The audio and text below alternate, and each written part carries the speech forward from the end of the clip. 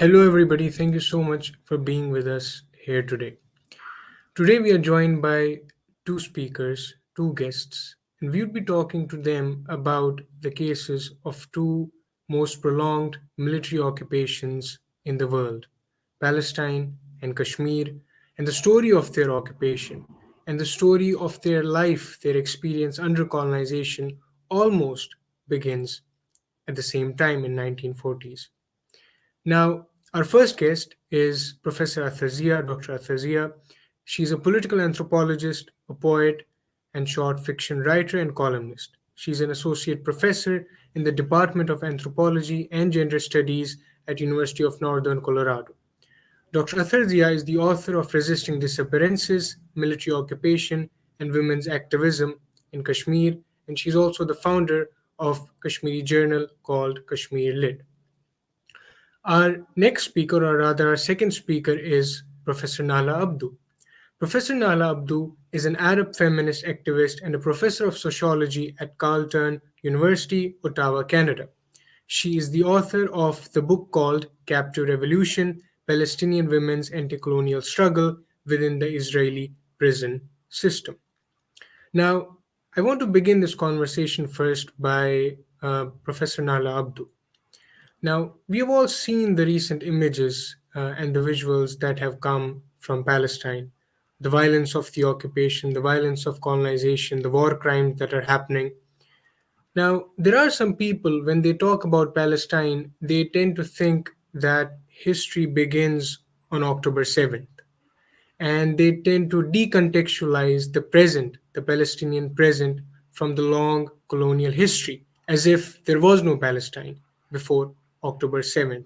So, would you want to tell us about what's happening in Palestine right now and how we must, at all costs, avoid decontextualizing the Palestinian present from its long colonial history?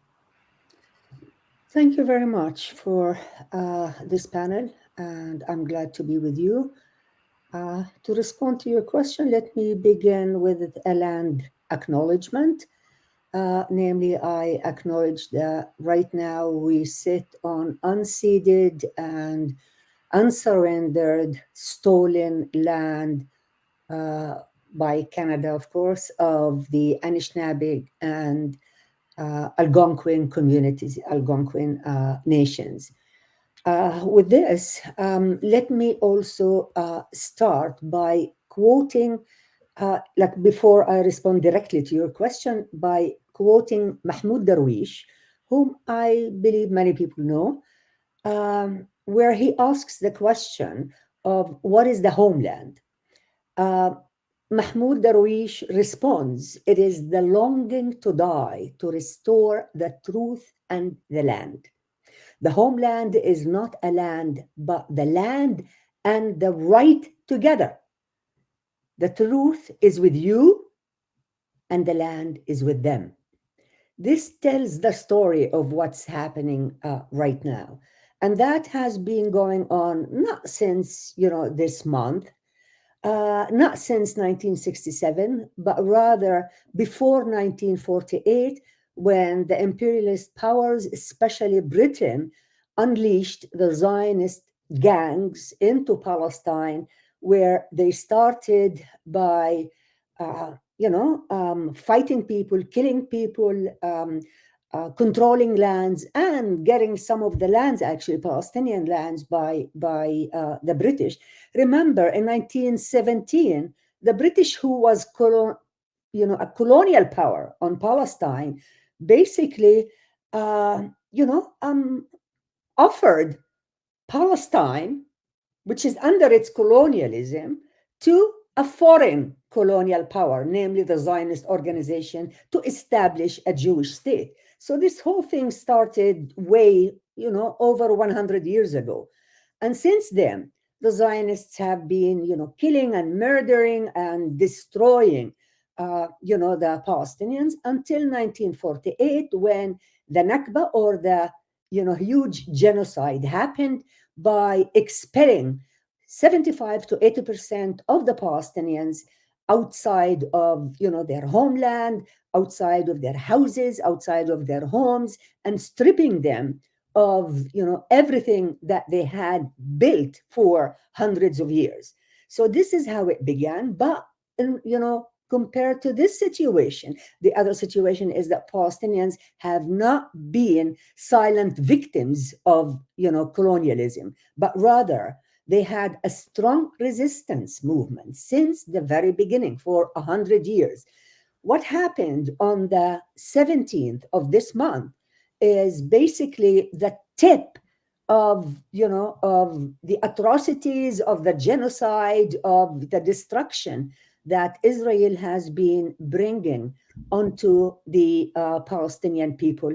Israel has been trying to expel all of these Palestinians because from the very beginning, the British wanted to, give the Zionists a place for a, Jewish homeland. Come on, Jewish homeland on the land of Palestine. So from the very beginning, it was clear what this Israel or the Zionist state is, trying to do: expel all the Palestinians and, continue to be there. Um, Let me give, outside of this, if I can, outside of this historical uh, point, but just mention that since 1948, Israel destroyed more than 550 villages with settlements built on the rubbles of these villages.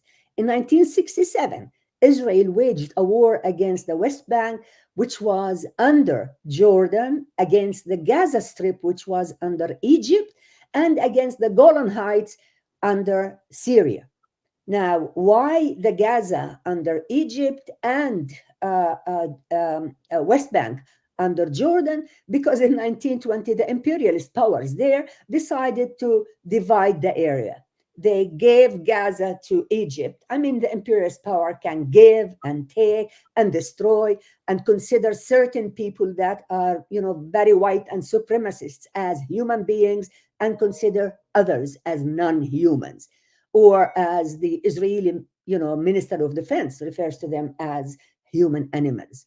So their, imperialism has no regards whatsoever to the South, to the people in the South, to the, a global South.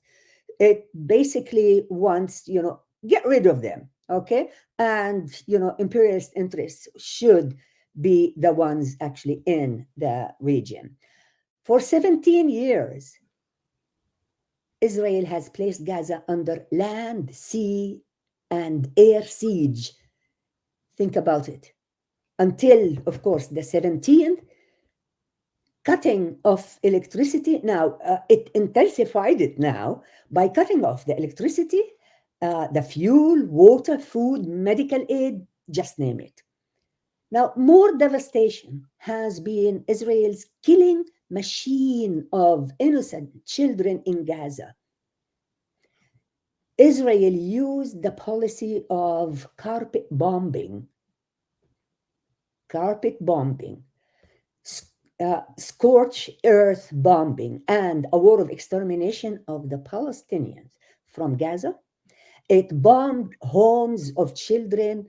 It bombs home on children's heads, on women and men, and killed over, until now, 5,500 people, including more than 1,800 children,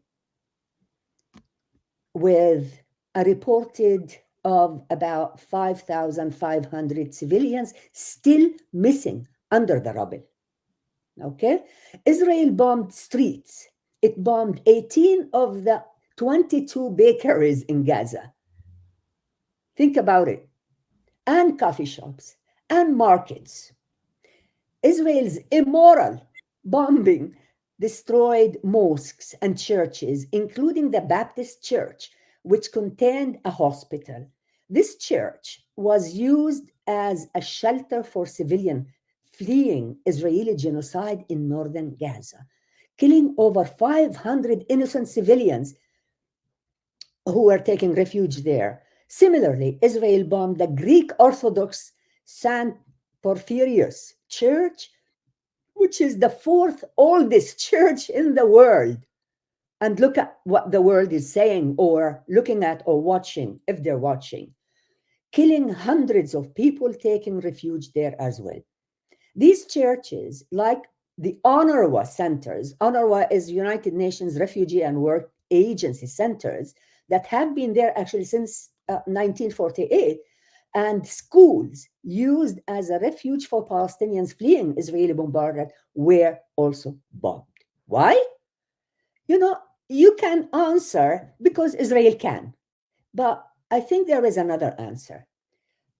My answer would be that since its inception, Israel has wanted to establish a purely Jewish state in Palestine, and the only way to do this is through genocide and exterminating the Palestinians. And this is what it is doing right now. Imperialism can succeed only by using force and violence. We all remember the imperialist devastation of Iraq, Libya, Syria, Yeah, Beirut, and Yemen, among other countries. We should not be surprised about the pouring of military, political, and all other forms of support this heinous attack has generated by US imperialism and its foreign proteges. I would not even call them allies because I'm not sure what they are doing. Although the people are a different story, by the way. I'm talking about the regimes themselves. The US and its imperialist camp are there to save their strategic post in the Middle East. Biden declared earlier that if there were no Israel, we would have created Israel to keep our interests in the region.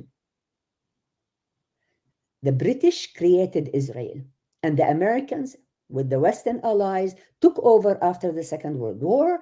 They gave the state a blank check to continue its atrocities with gifts of billions of dollars of aid annually and substantial military aid, making Israel a nuclear power with the most potent military power in the region. All Professor Nan. this, Yeah, I'm finishing. All this is for Israel to stay on top of all the countries in the region, suppress the Palestinians, and keep the imperialist tool in the Middle East. I have more about imperialism because this is an imperialist war, but I'll stop here and say that Gaza is a very small place with a size of 40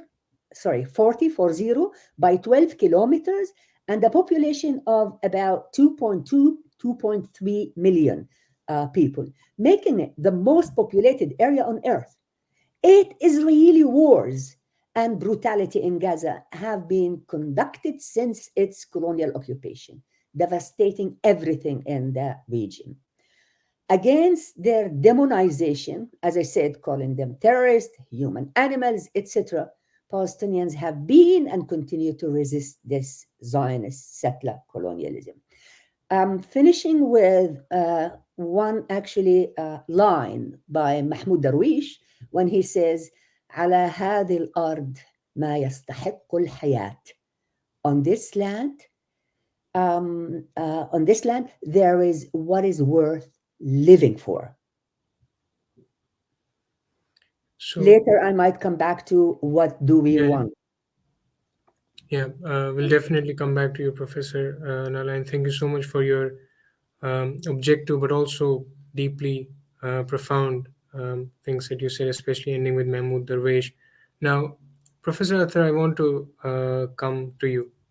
Now, being a Kashmiri myself, and you are a Kashmiri, and we have grown up thinking of Palestine as a metaphor for us. Whenever Kashmiris have tried to make sense of their sufferings and their struggle, Palestine has been a metaphor, and its history goes back. We have had Kashmiris who have gone to prisons because they expressed solidarity with Palestine. Right now, we have many Kashmiris. If you go through their charge sheet, which is what the Indian state accuses them of, you will find their expression of solidarity with Palestine as one of the crimes that they have committed. And this goes back to 1960s and 70s. Kashmiris going to prisons and getting murdered for their solidarity with Palestine, despite being an occupied people themselves, with very little that they could do besides these small acts of protest. Now, you've written a very interesting and very profound article, which I believe the title is "Their Wound is Our Wound," and where you speak about the solidarity between Kashmir and Palestine, especially in its affective aspect. So, could you talk to us about, when you look at Palestine as a Kashmiri, what are some of the parallels that you could draw in terms of the struggle, in terms of the occupation? What does this parallel mean to you? Thank you so much, Ahmed, for inviting us both. And just as Professor Nahla talked about being on the stolen lands, I'm also sitting on the lands of Lakota, Cheyenne, and Duthe people here in Colorado. And the reason this is not just a performative aspect of acknowledging these lands, but I think as people from Kashmir and Palestine, we deeply realize that we are in someone else's nightmare. And I think we really need to understand the fact that we live in a very neo imperial world, and all these wars and all these indigenous struggles, from Palestine to Kashmir, to even what happened in Myanmar and what's happening in all other places that we see, they are connected to the neo imperialist powers and the the continued march of settler colonialism in one camouflage or the other. So, having said that, yeah, the paper that you were referring to was part of this special edition that has both Palestinians and Kashmiri scholars writing about similarities and differences in the struggle, which was co-edited with Professor Goldia Suri from University of Warwick. And I think we did the work in 2019, 2020, when the settler colonialism in Kashmir really became very brazen. And we have, as Kashmiris, grown up with the Palestinian struggle. I think on the walls of Kashmir, wherever, like, the streets of Kashmir, wherever there is free Kashmir, there is Save Gaza, there is Save Palestine. I think all of us from my generation, your generation, we've grown up with that. And as you said, that Kashmiris might be the only occupied people who would take to streets and even lay down their lives. I remember, I think it was in 2014, that a young 16-year-old boy was martyred during a protest. And that also was manifestation of the disproportionate force that the Indian occupation forces met on Kashmiri protests, which might be very peaceful, which might not have anything remotely connected to doing anything that's, what the world calls violence, but what we see as resistance from the inside. So, having said that, the similarities, I don't want to do a simplistic comparison of the two struggles. I do want the audience to understand that we have to really go to 1940s, as Professor Abdo before said, that nothing about Kashmir and Palestine can be understood.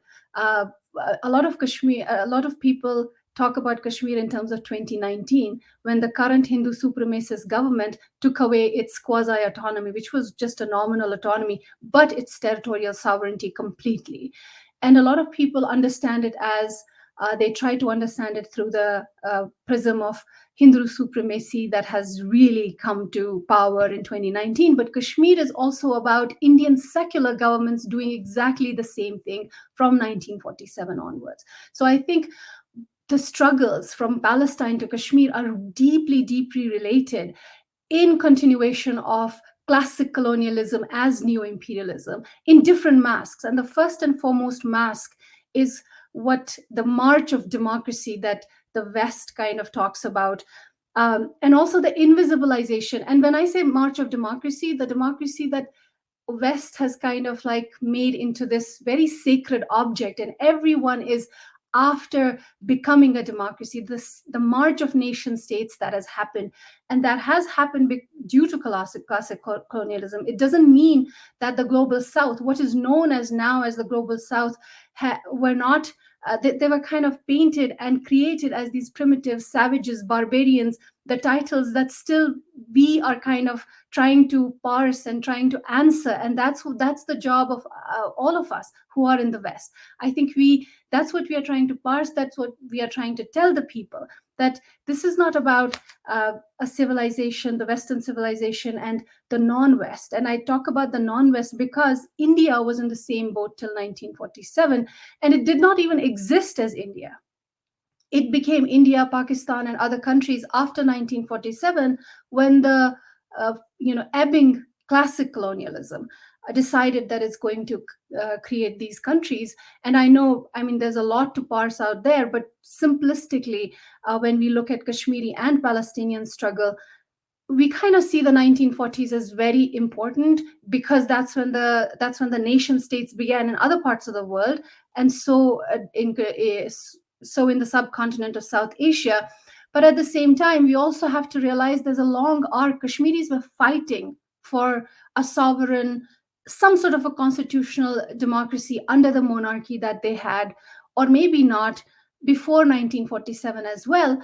One of the shorthands that the Kashmiris also did when they talked about the Palestinian struggle was, because Palestinian struggle, before the invisibilization of Palestinian struggle that has happened in the last 20 years, especially after India and Israel and all of these Israeli settler state takes the center stage, not just an outpost of US and other imperial forces.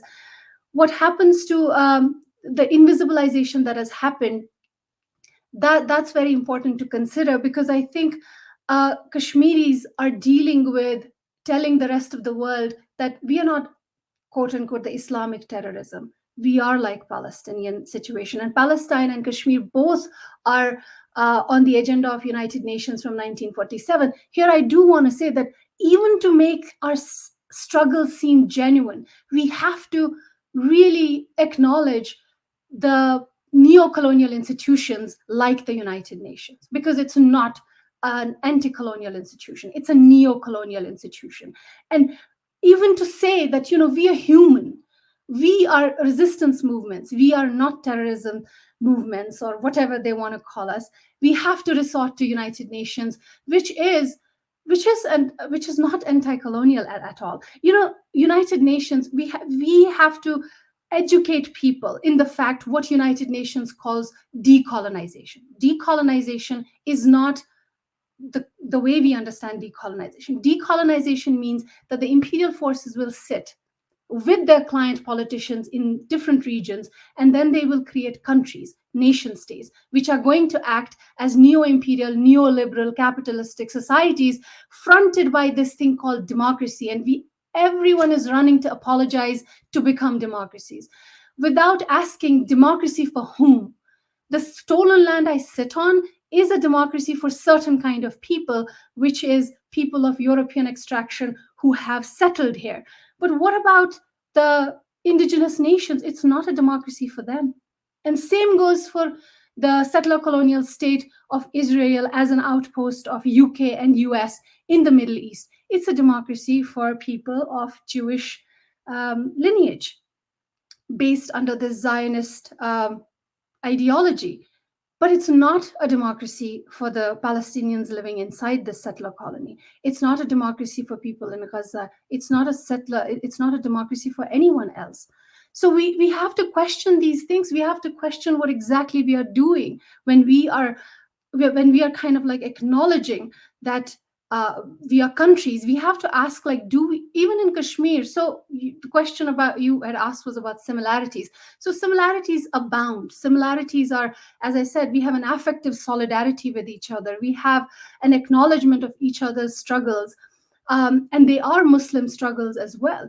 A lot of us would not say that they are Muslim struggles, because for the sake of kind of appearing secular. But I think that has been really blown out of the water after 2019, because Kashmir was really dealing with a very discrete diplomatic settler colonial state, settler colonial policy of India, where they were using secular ideology through their main, the ruling party, which was the Congress.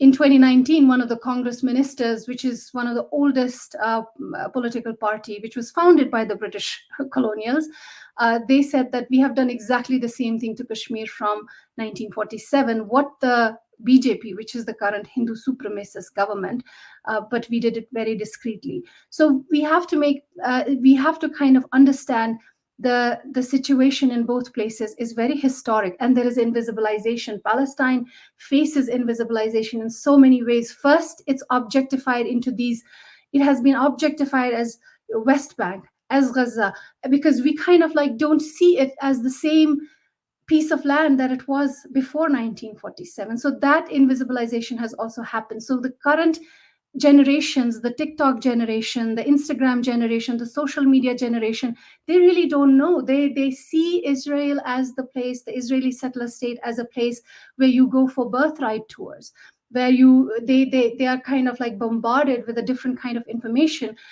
because there is invisibilization of the histories. And that has happened to Kashmir as well, because the entire world believes that India is a democracy.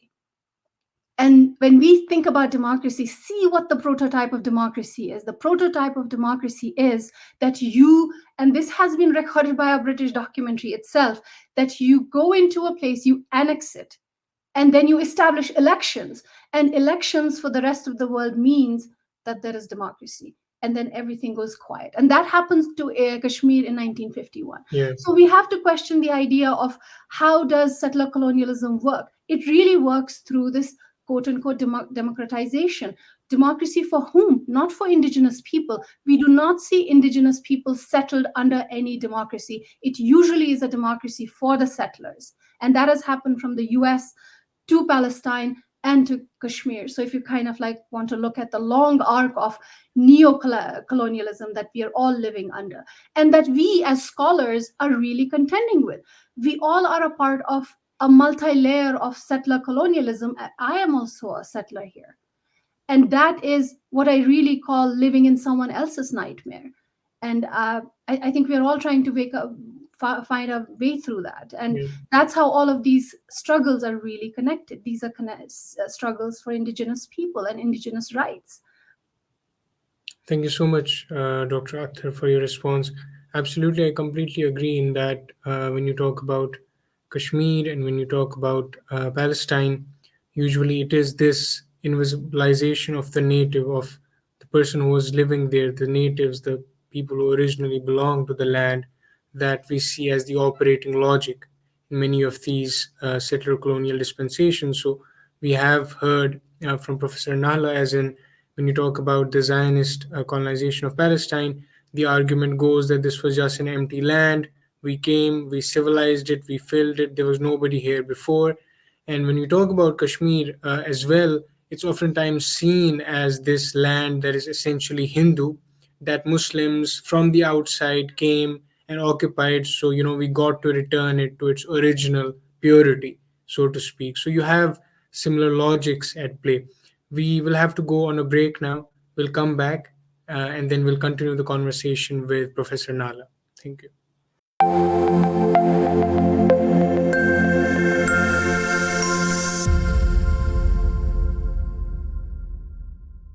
Welcome back to the show.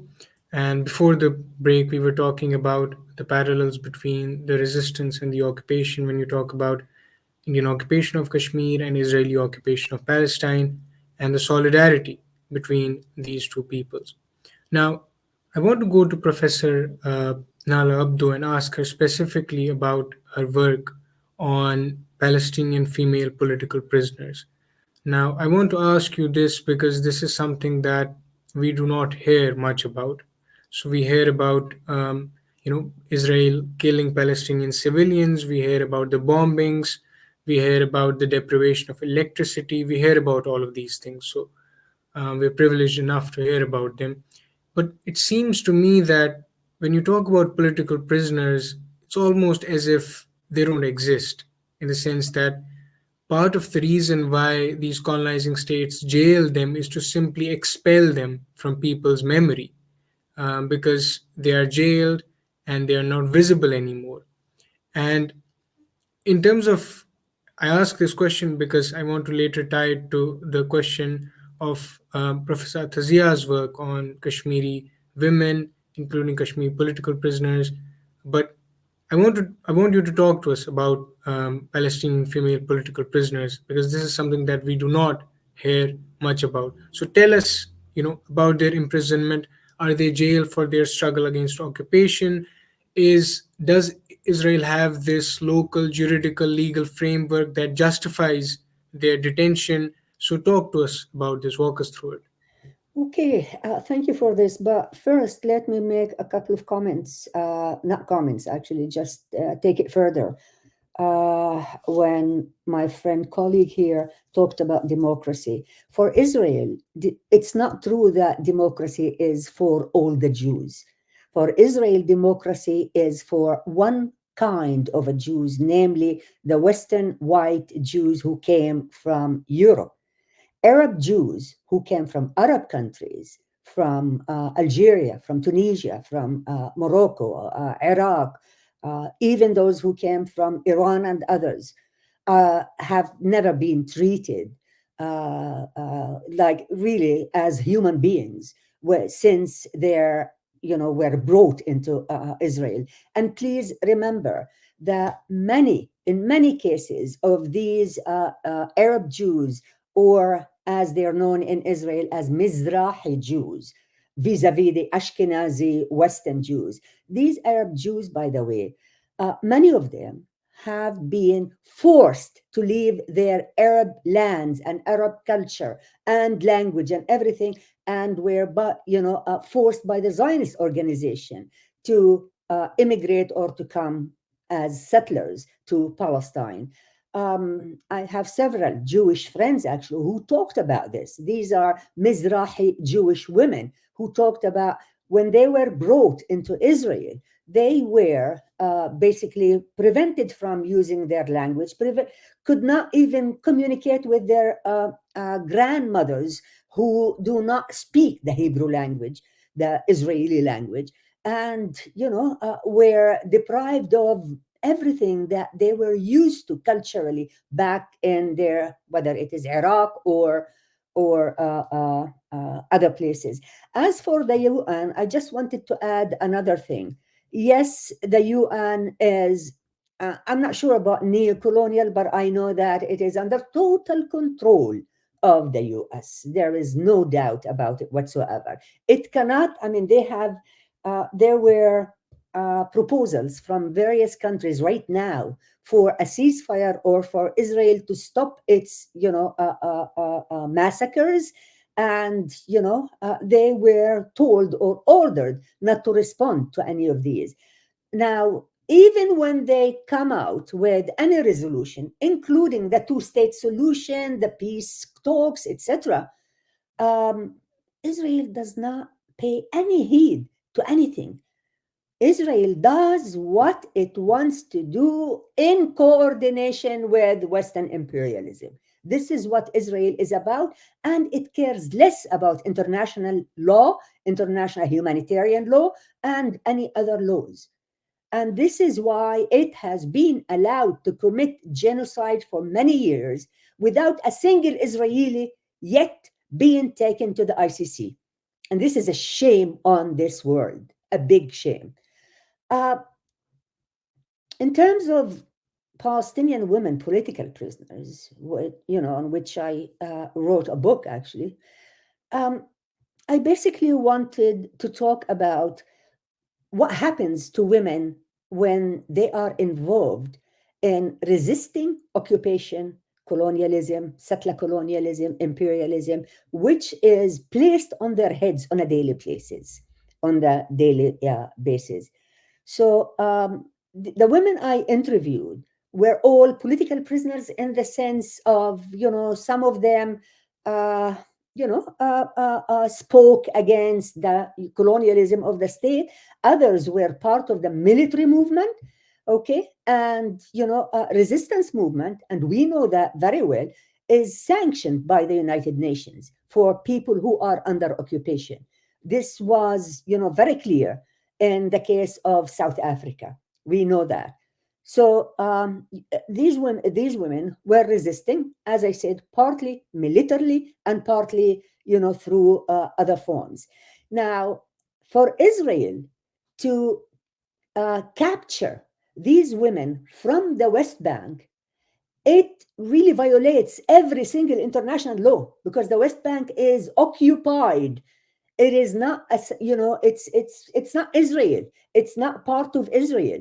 Yet Israel goes into the West Bank, okay, because it controls it, because it can, and it goes into the homes of these people, definitely after 12 midnight. Why? Because the area is still silent, and perhaps the neighbors are not going to see the troops that are going into the room, scaring of the kids, the children, everybody there, and grab, the woman they want and take her to prison. So to begin with, the very fact that they can go into an occupied land, literally steal people from there and put them in prison, okay, is illegal, is unheard of in other places. Maybe in, in the Kashmirian case, it might happen by the, bloody Indian government, who is supporting Israel. I mean, has been supporting Israel Yeah. and having, these military relationship between the two for quite some time now. So it could happen there. It could happen in other forms of occupation, colonialism, etc. So this is one part of it. Now, what is fascinating about this is the strength of the women who, after spending 10 years or more, actually, I met several women who were sentenced for, uh, one was for one lifetime sentence plus 10 years. I never understood why plus 10 years. I mean, life center is life center. Another one was sentenced to two life centers plus 10 years. So, I mean, the rules that this colonial, settler colonial, imperialist country puts towards exterminating the Palestinians is just, unbelievable and unfathomable. We cannot fathom this kind of behavior, this kind of policy. Now, I'm sure many people who are doing similar fights are also using their will, they're using their conscience, they're using, I mean, these are people who want to defend their land. It is their land, it is their homeland, it is their homes and their children and their, families. So, of course, they want to defend it. And for these people, resistance is the only way to do it. And this is what these women were doing. Now, why they were doing? For once, for example, one of the women there cannot forget, 1948, and when, her mother basically held her hand and escaped from Jaffa.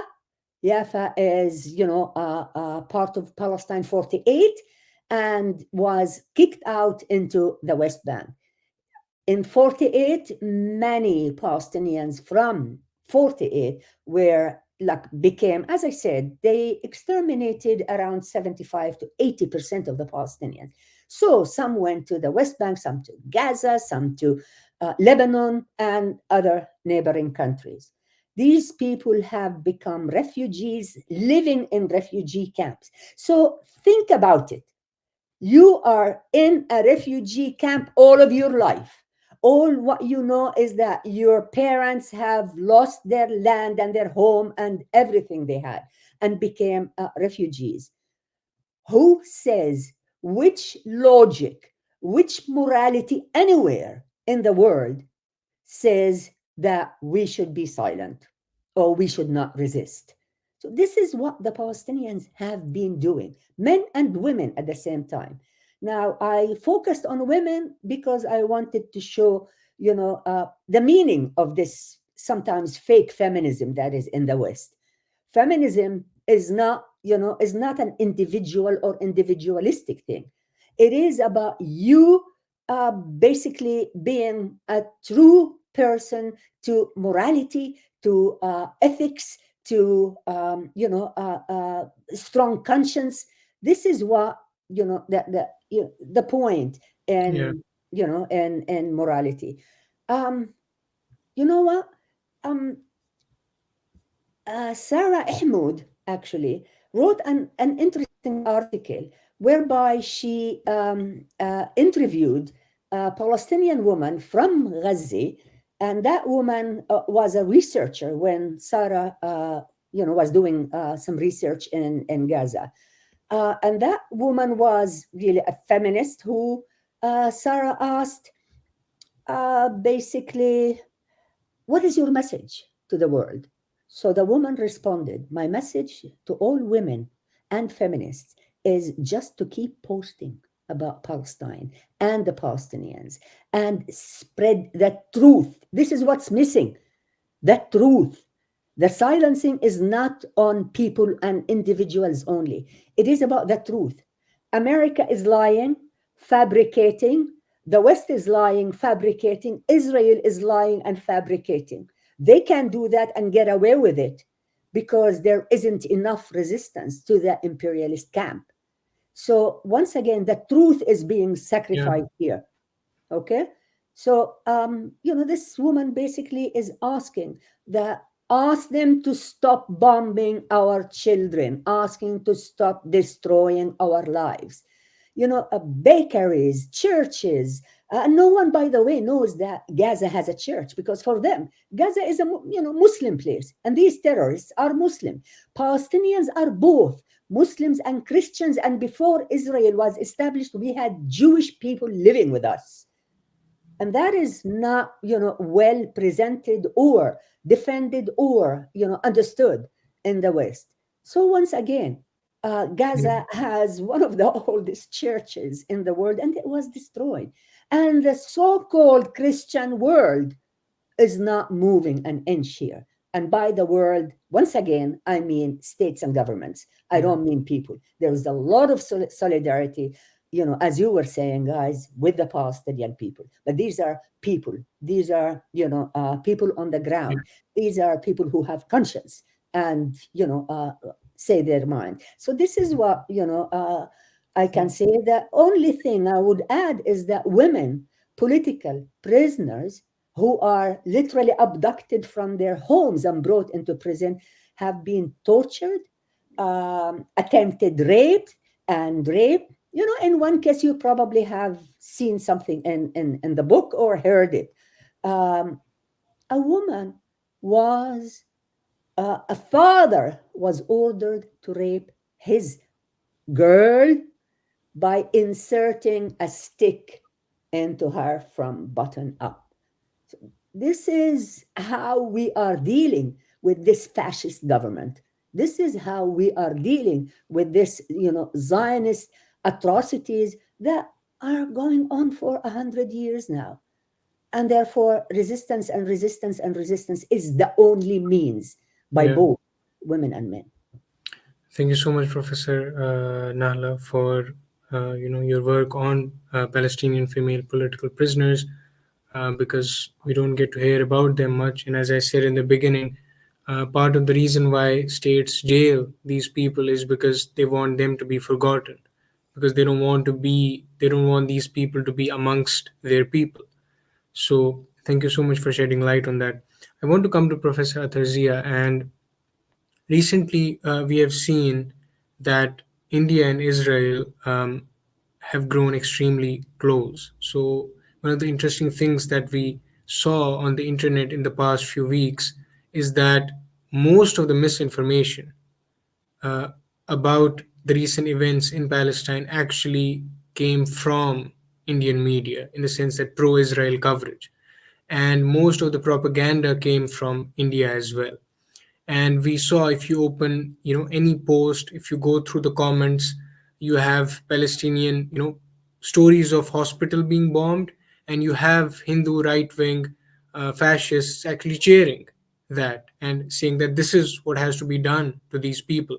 And what's interesting is that some were actually asking the BJP government to learn a thing or two, that this is how you have to deal with these people.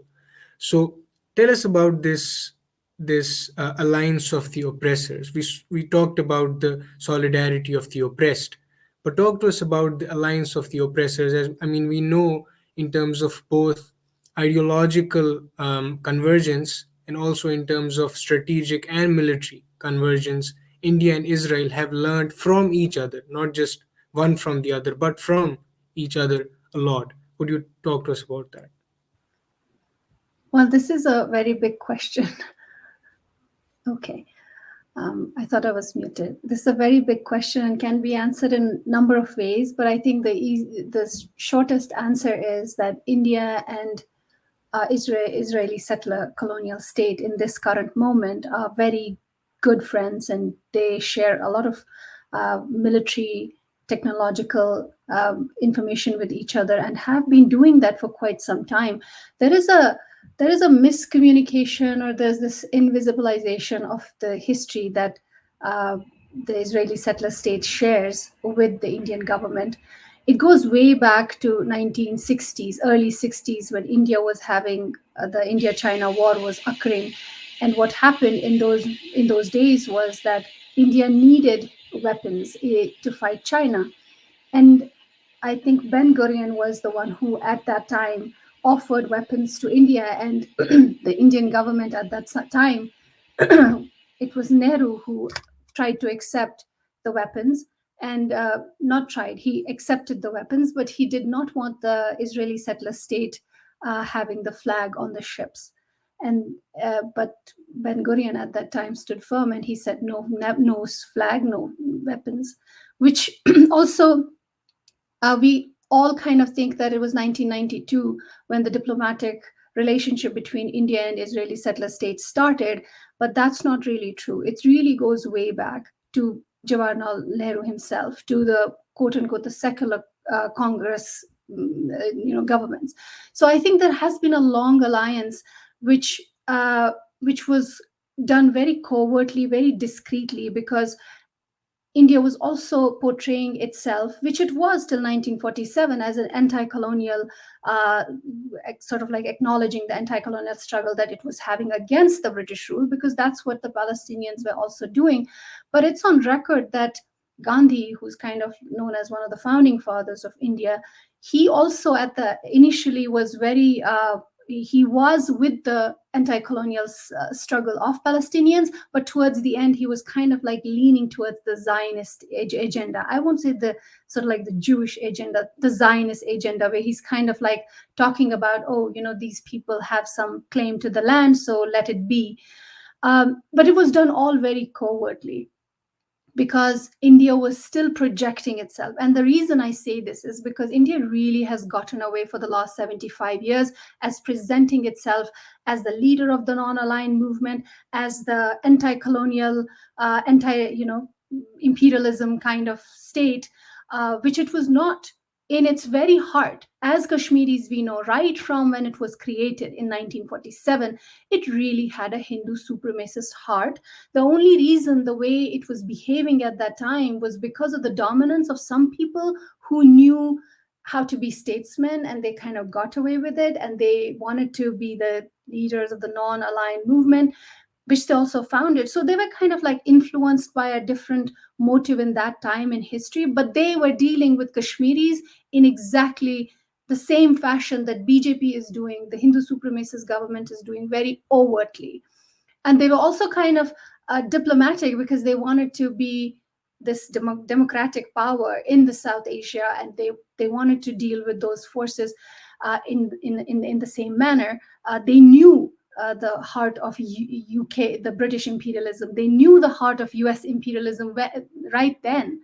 So they knew how to fashion themselves as sort of like this neo-nascent imperial force, which it has now become in the region.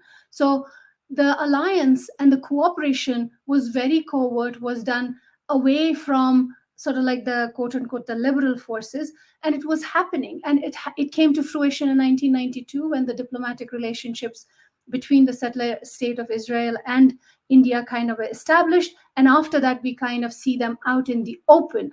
But I think that there is a dichotomy, that there is solidarity in amongst Indian people still that exists for Palestinians and the Palestinian struggle. But I also think that we have to have a nuanced look, but also start realizing, because we are indigenous solidarities that are growing, we really need to realize, like, when Indians are giving solidarity to Palestinians in the moment, they're in their own backyard, they have created exactly the same kind of occupation, which has the same sensorial and the same sort of like feel to it. When you go into Kashmir, a lot of journalists have said that it's almost like stepping into Gaza. It's almost like stepping into West Bank, because the occupation is so impervading every private nook and corner and the public streets. And the midnight knock that happens in Ramallah, that happens in Gaza, that happens in Kashmir as well. So there's the same traumas of occupation, be that on women, be that gender-based violence, be that violence on children, all kinds of maimings, the same pellet guns. I think in 2019, or before that, in 2016, when they were presenting a report on Kashmir, there was a picture that was presented to the United Nations congregation. I don't know what exactly the meeting was. Maybe it was the annual meeting in New York. They actually showed a picture of a child with pellet shotguns in their face as a Kashmiri child, but it was actually from Palestine. So that is kind of the technologies of torture that have been used on Kashmiris for the last 35 years, which is sort of like the Israeli settler state playbook.